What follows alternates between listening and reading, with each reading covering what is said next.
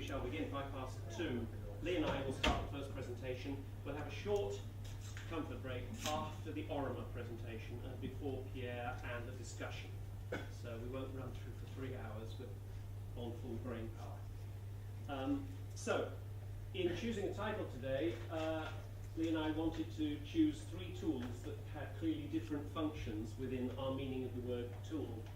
Something that takes something apart, something that can potentially change the shape of something or get inside something, make something new, and something that measures a potential, literally an electrical potential of some kind.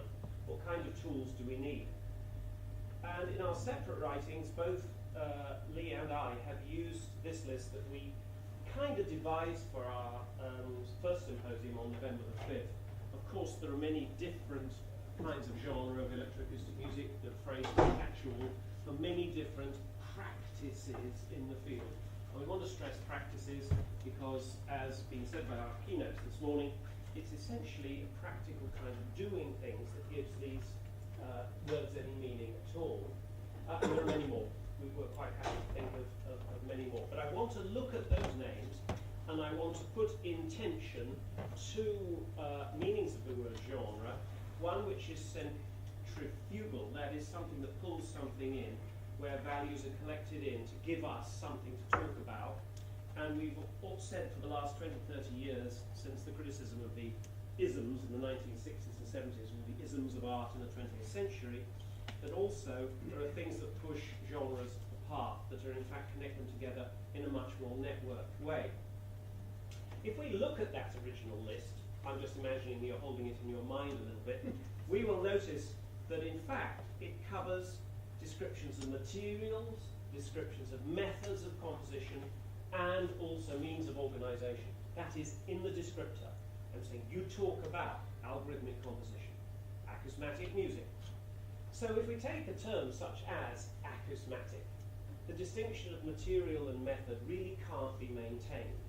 It has come to mean something quite, well, not quite separate, but only slightly related to its original meaning. So acousmatic has come to mean to some people a term referring to both material and method. So all our descriptors, to a certain extent, are going to mess around and mix together materials, methods of organization, assumed by some people and not by others, as debates around terms such as acousmatic give us. So, lying behind that, and something which Leigh, I, and our project team here who are presenting this afternoon will, I'm sure, carry on debating, and in our writings and discussions in the future, to what extent we can break the habit of the 19th century lifetime of analysis and branch out into looking at wider social practices and attitudes. Indeed, I would argue that the definition of at least half those genres in the list depends upon the wider influences in a context of actual social production and performance, most especially.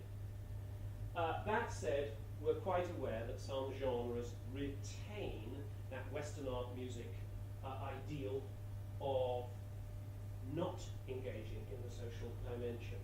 That is somehow an idea of transcendental musical structure in some cases. And we know that some genres still carry on that claim to exist outside their sites of social production. Those are some of the issues we're going to have to deal with in our toolbox, then in the book and DVD publication that will come out in a couple of years' time. So, I'm saying there's a centrifugal, a gravitational version of these ideas of genre. And this came up in our symposium in November. The basic idea of describing something is that it has some common ideas, something that pull that thing together. Each of those terms, let's take 3, just 3, acousmatic, soundscape, and electronica, all of which we referred to this afternoon one way or another. Each of these terms has the idea of pulling in strong views. Let's name some of the, I was about to say the word parameter. I realize that it's a limited term, but let me use the term parameter now. Time, rhythm, material, recognizability, depth of image, performance, and listening practice. Apparently, acousmatic music, soundscape music and electronica, have really quite tight and gravitational views on the presence or absence of rhythm, the kind of material, whether that material be recognizable to something in the, what we, and Tim Ingold has criticized this, rather stupidly called the real world, as if our imagination and its products are not real in some way, and they are very real. So each of these then tend to pull in and have their own views on these qualities, is a better word than parameter, isn't it? These qualities that we are looking at within the field. On the other hand, we have an opposite set of forces. A more contemporary network, spider-like, tagged, relativistic world of these qualities and aspects which configure and reconfigure between and across the genres we name. We give them names in order to be able to talk about them at all, and then promptly realize that those names constrain our views of what's going on. It's screamingly obvious that acousmatic music does, in its contemporary UK form, use a lot of real-world sound, use a lot of recognizable resources, what Jonathan Harrison has called expanded listening. Nobody gave him permission to take Pierre Schaeffer's reduced listening and just add this other world to it. Practice did that. Practice, in effect, evolved the genre, evolved the word. So one decade's meaning for acousmatic has shifted territory. Soundscape has interacted with electroacoustic music of the 80s to produce a kind of acousmatic music of the zeros, which uses many of these different spider-like qualities, if you like. More recently, we have been discussing how electronica has entered into the acousmatic. And interestingly, as I know David will refer to later, acousmatic has been entering into the electronica world. These hybrids, these reconfigurations are anti-gravitational. They push things apart. They cause new configurations to emerge. Though I do note, ironically there, vice versa, whether the electronica world is actually aware of the high art acousmatic world remains a very interesting topic, and one grounded in the sociology of our field. So this is producing a fuzzy result. These will contribute to the template that Leigh will be presenting shortly. I'm just going to spend 2 minutes now, and thanking Michael for his thoughts this morning, is the idea of what I call the poietic feed forward, poietic leakage. The idea, in fact, which follows from many of the writings from Michael's area, Michael's own writing as well, how impossible it is actually to have no knowledge of a poietic process in a listening process. In other words, we cannot completely maintain the naive listener's point of view. The knowledge of a generative algorithm becomes part of the listening process. It's a kind of feed-forward poietic leakage into the aesthetic listener's process, because our project, I should say, is primarily about the listening experience and what we as listeners do, assisted by the analytical project. So too, if there's a poietic leakage in algorithmic and interactive music forward into the actual listening process, I would argue that glitch, hacking, and failure aesthetics, John Richards actually made a circuit as his contribution to our symposium on November the 5th.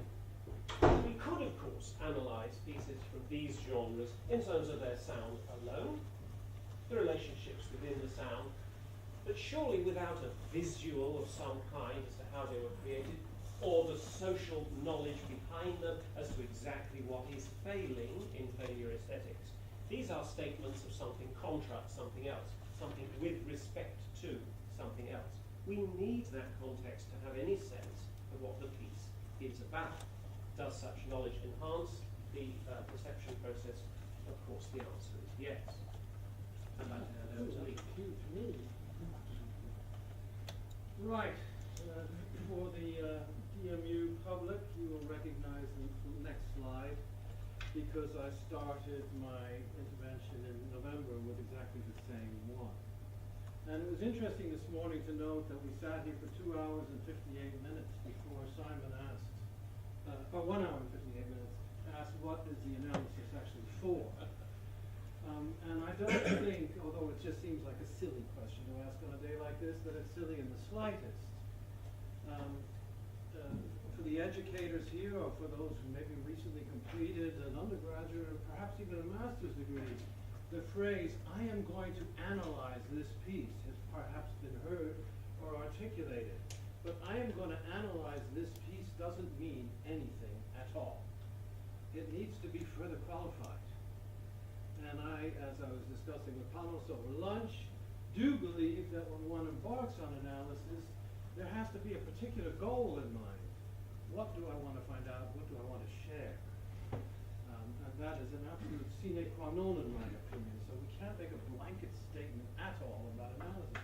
And one of my, or I should say our early contributions to the project was to think that a question is not a simple question in analysis, but in fact has 4 parts, one of which may be very straightforward, but normally not all 4.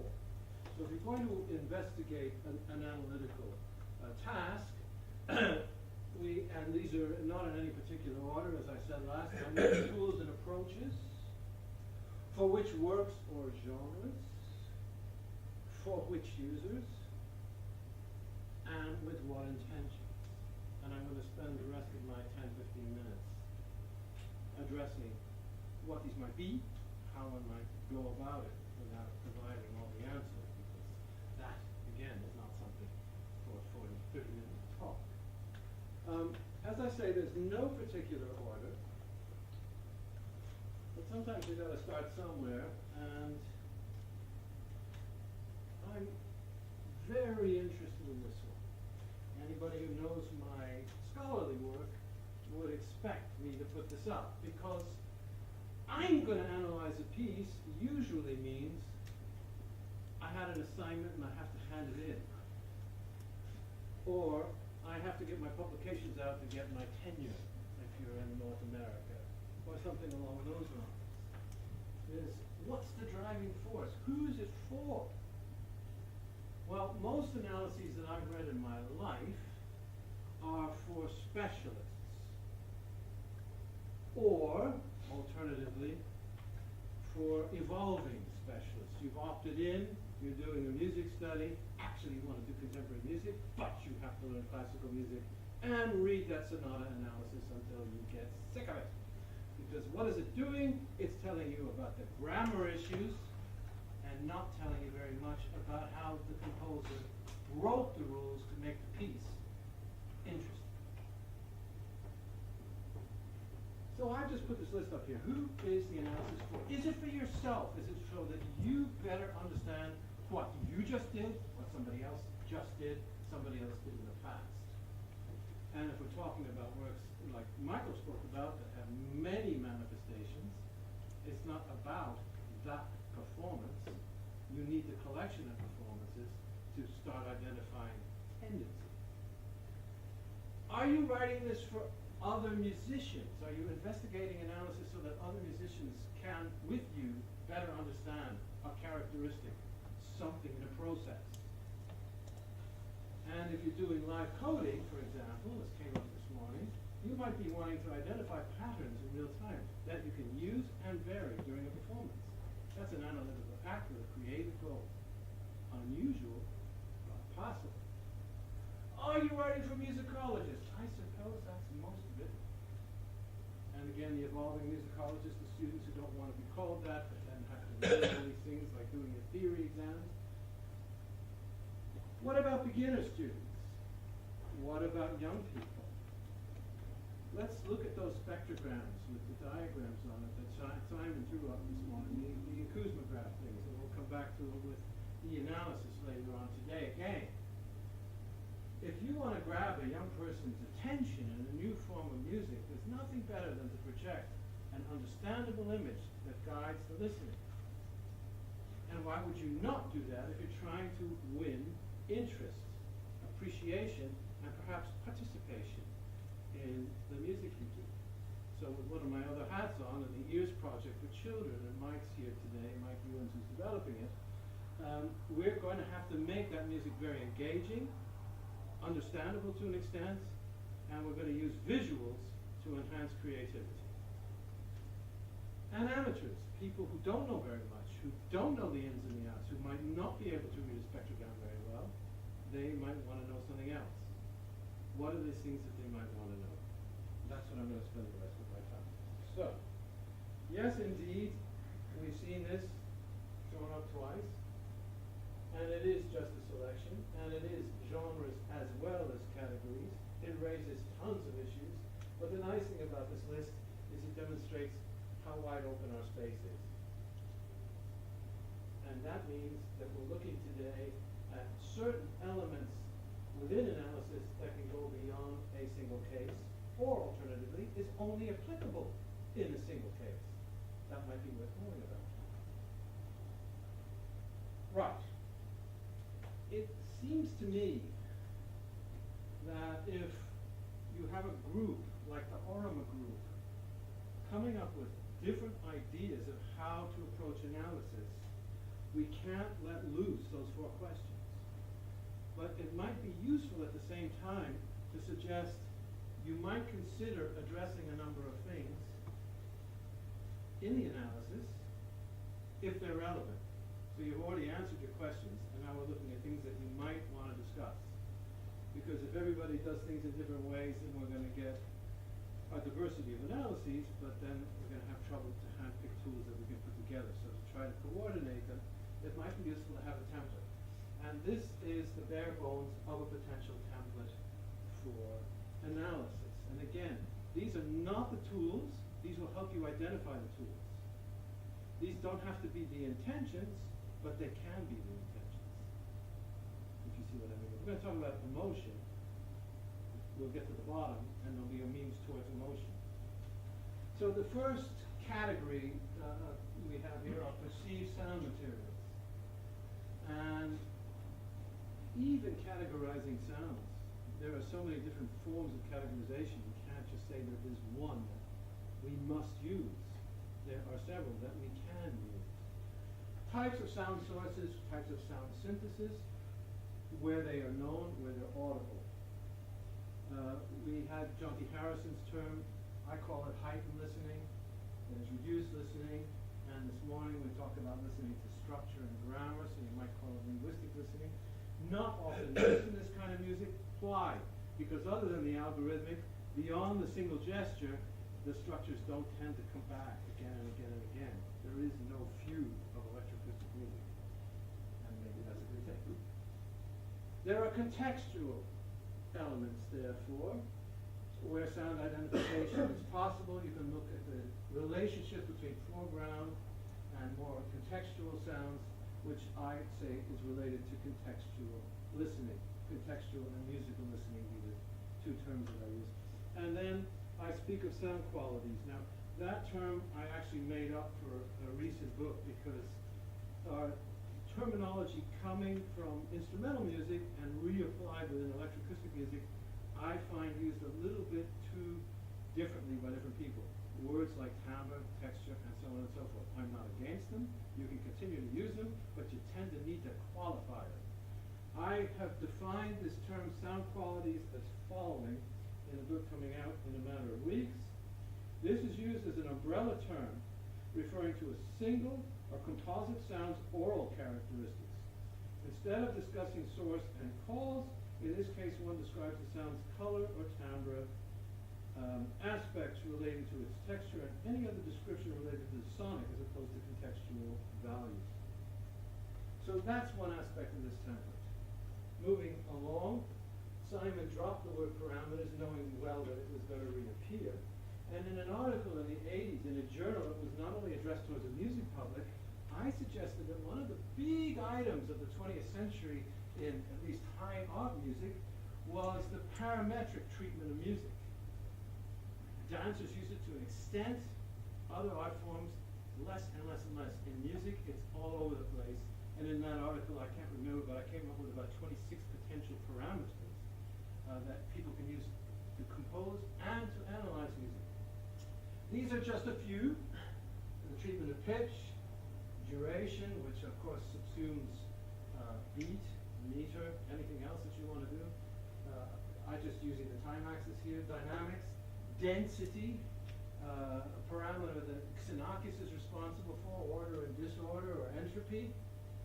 Other time-based aspects, such as elements at gesture level, sequence level, structural or any formal level, narrative and discourse issues. These are things that Gary pointed out.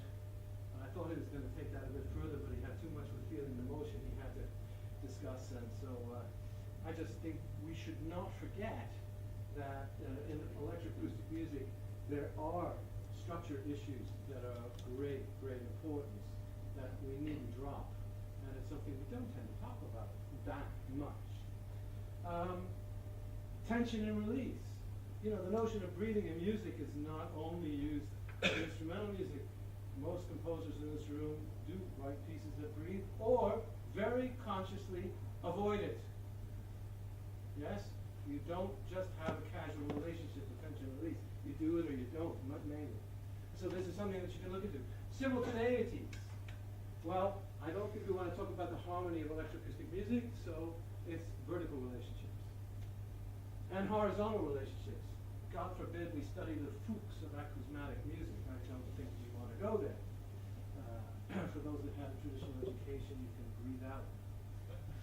And of course, treatment of space and spatial movements. I mean physical space in this case.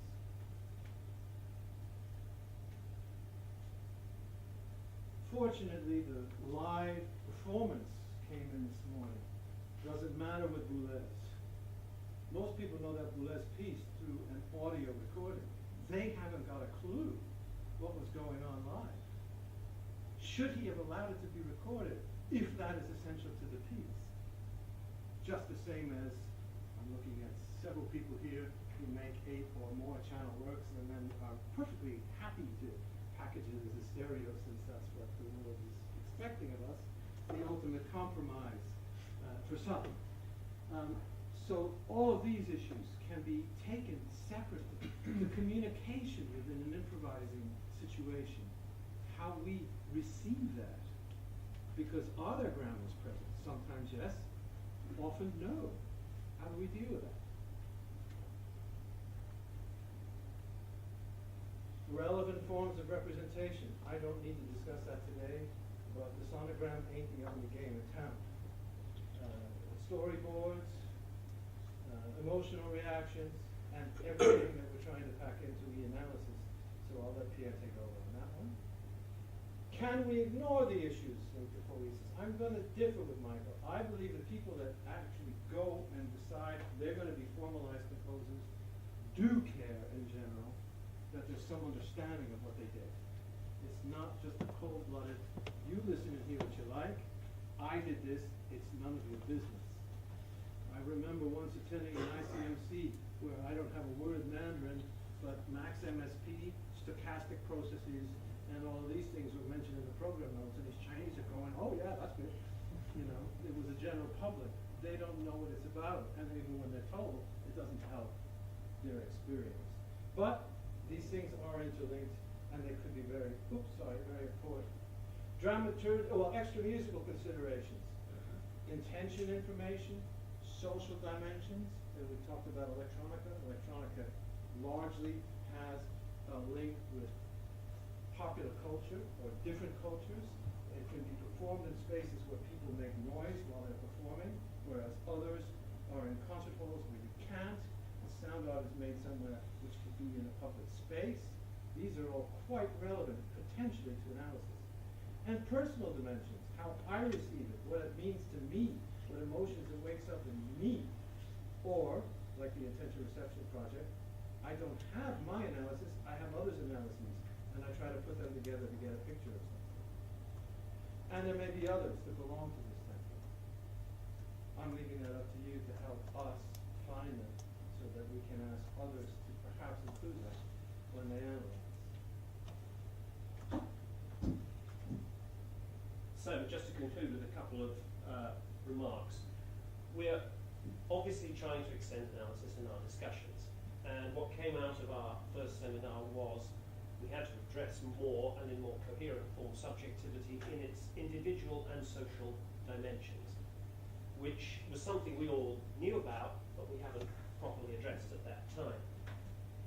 Although we shall be dealing primarily with recordings, recordings can also be instances of real-time performances, and that the interesting question about the Boulez recording is extremely interesting because, of course, any recording might have been edited and manipulated in some way. But anyway, let's, whatever the truth will be, deal with a recorded medium. We may capture a specific performance, and as Christopher Small would say, look at its musicking, what actually happens within it. But we're going to have to capture additional information to the one of simply creating a visual representation, of course. How is analysis going to capture these additional dimensions? Obviously, and Pierre is already implementing many of these possibilities, the idea of a video stream of the performance with a recording of the performance itself. The idea of some kind of subjective commentary, whether it's via verbal representation streamed during an actual experience, which is of course disturbing to the experience itself, probably not possible, but could be done after the event perhaps. Through, ideally, and Simon mentioned this morning, the idea of possibility of tracking our actual state while listening to see what kinds of things are going on. These remain in the area of ideal at the moment, but we need to develop software that can in future be opened up to other forms of recording of what we do as listeners and producers. That these would run in parallel to the FFT evocative transcription. We haven't mentioned that phrase yet, but it will come up in Pierre's and indeed in the Orima presentations, that you are in fact, interestingly, beginning to look at directly encoding our listening experience. So far, we've looked at the subjective. Do we really capture moments of thrill and boredom, which Gary mentioned earlier on? How do we capture them? Gary's given us some ideas there, which we need to think about very much. The analytical literature has focused for the last 25 years or so on representations and vocabularies to describe representations. Interestingly, what we've seen sneaking back in, and I'm making a little final remark here, is the fact that it is now usually accompanied by the sound itself. Fast computers have allowed us to restore the real-time sound, the scrubbing of sounds to and fro, the slowing up, slowing down, speeding up of sound files in order to get detail, is now with us. This, interestingly, is shifting the emphasis of the graphic representation away from an absolute attempt to describe what is, towards a support for the oral experience being repositioned back into the analytical act. Michael Clark's publications on Dennis Morley and others are particularly interesting in this regard. The reading is always accompanied by the listening in the new multimedia world, which Pierre will conclude with this afternoon. That's where we'll leave it. Leigh and I are hard at work reformulating a substantial new publication on the subject, which will have many contributions from people in the room and elsewhere, and we hope that you will watch this space and have it on your bookshelves wherever you are, whether you're an amateur or a professional, in 2 or so years' time. Thank you.